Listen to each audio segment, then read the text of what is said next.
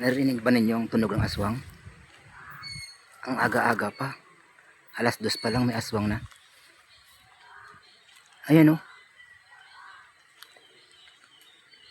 Hanapin natin kung saan nagmumula ang tunog na yan. Aswang yan. Ang aga pa. Alas 2 ng hapon. May aswang na. Ayan o.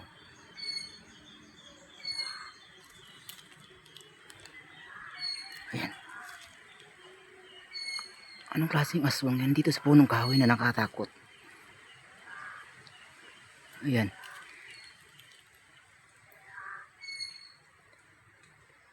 Ayan. Narinig pa ninyo? Aswang. Alas 2 pa lang ng hapon. May aswang na. Dito sa punong kahoy nakakatakot.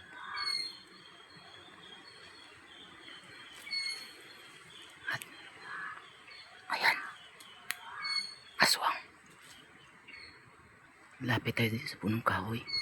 Punong kahoy nakakatakot. Ayan. May aswang. Hanapin natin ang aswang kung saan nagmumula.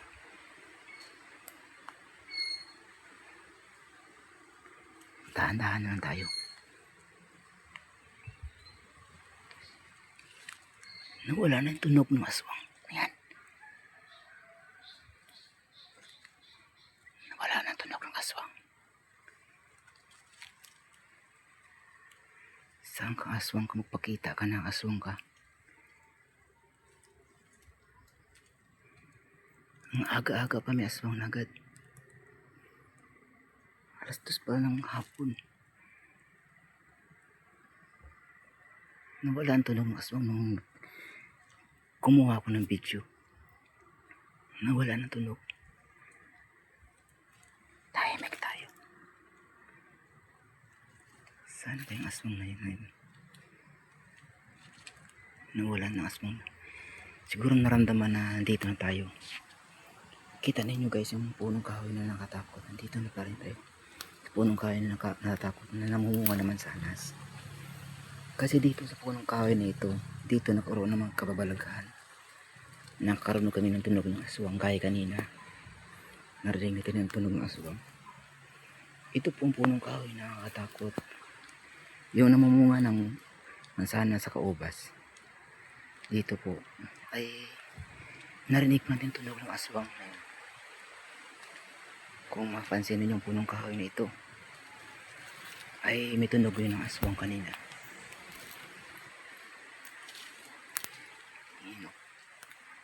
Ito na po ang pinakamalaking punong kahoy dito sa gubat na ito. Yung punong kahoy nakakatakot. Ayun. Dito rin nakatira ang bayawak ng kulay dilaw ng kulay. Ang bayawak na yun. Dito nakatira yun. Punong kahoy na ito. Siya ang bantay ng punong kahoy na ito. Ang dilaw na bayawak. Ang bayawak na yaon na hindi talaga tunay na bayawak. Kundi yaon ay mga tinatawag natin na tikbalang. Alaga sila ng mga tikbalang at kapri na nakatira dito sa punong kahoy. Sa susunod ay ating uulihin ang bayawak na yaon na ang kulay dilaw. At ang dilaw na bayawak ay mayroon kwintas na gold. At mayroon singsing na gold. Kailangan natin mahuli yaon bayawak na yaon. Lipat tayo dito guys. Dito ay may tunog ng aswang maaga pa dito. May aswang na agad. Ang aga-aga pa. Alas 2 pa lang.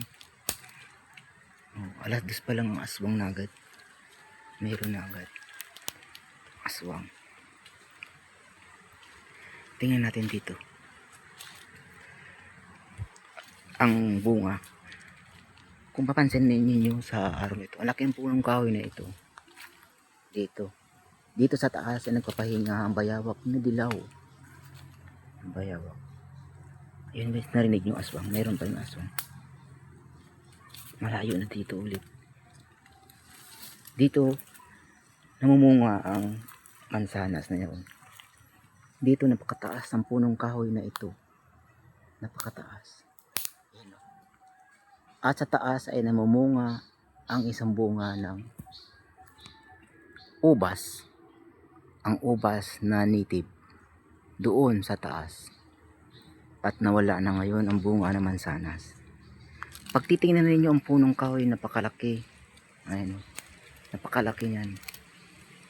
Yan ay naninirahan ang isang bayawak na dilaw.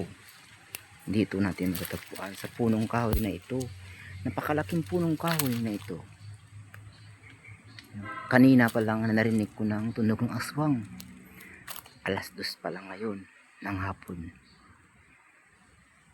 Ayan no guys. Napakalaking punong kahoy na ito. Dito nakatira ang bayawak na dilaw na bayawak. Ating ulihin sa sunod na yaon. Ang bayawak na yaon na kulay dilaw. Ang kulay na bayawak. At nagpapahinga ito sa punong kahoy. Nawala na po ang tunog ng aswang sapagkat nalaman nila na para rito tayo dito. At kukunan siya ng video sa personal. Sapagkat nakita siguro nila parating na ako. At may hawak ng hawak na ako ng camera para kuhanan siya ng video at mapatunayan na may aswang talaga dito sa punong kahoy na ito. Ngunit nawala na ang tunog ng aswang na yaon sapagkat siguro narinig niya na palapit na tayo dito. Siya rin ang may-ari ng punong kahoy na ito, ang aswang na yaon. Kaya nasaan ka ng aswang ka? Pakita ka na kung saan ka.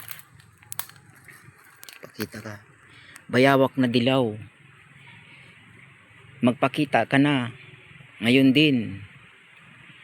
Ikaw na bayawak na dilaw. Kung saan ka man ngayon.